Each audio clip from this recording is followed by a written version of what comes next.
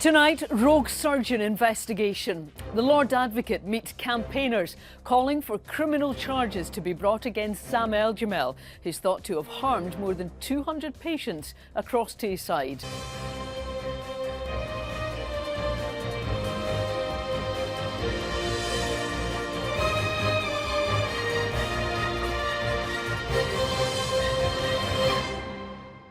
Good evening. The Lord Advocate has met campaigners calling for criminal charges against a surgeon who's thought to have harmed more than 200 patients.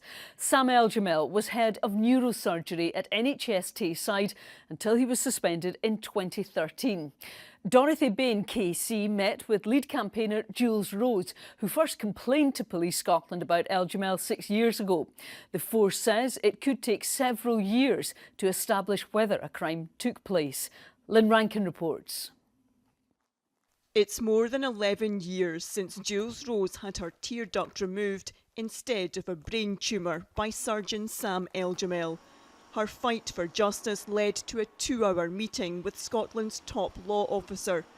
Dorothy Bain KC confirmed that NHS Tayside, where Eljamel worked for 18 years, is also being investigated for criminal charges. Lord Advocates advised me that they are going to appoint more medical expert witnesses to review the patient medical files, so that's welcoming to hear. So that, there's over 100 patients that have come forward to complain about Eljamel and NHS Tayside. Sam Eljamel was head of neurosurgery at NHS Tayside until he was suspended in 2013.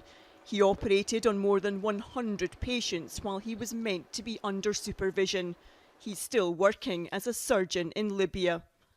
Jules and Pat Kelly were the first patients to complain to the police more than 6 years ago.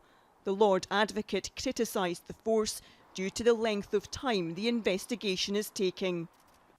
Now, in a letter to Jules, Police Scotland said their investigation has only gained momentum in the last year, and it is feasible it could take several years.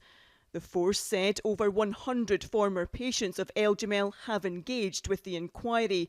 They say a report from a medical advisor was sent to the Crown Office in December 2023, and they've since been waiting for further direction.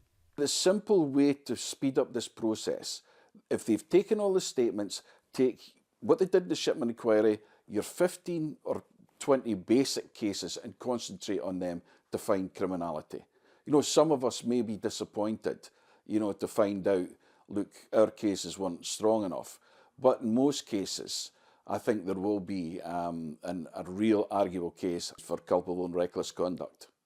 The Chief Constable has refused to meet Jules, with the force saying that Joe Farrell has every trust in the inquiry team and does not deem it appropriate to meet at this time. The Lord Advocate will meet with Jules again in around 6 weeks' time, but she's warned it could be 2 years before it's decided if Eljamel or NHS Tayside will face criminal charges. Lynn Rankin, STV News.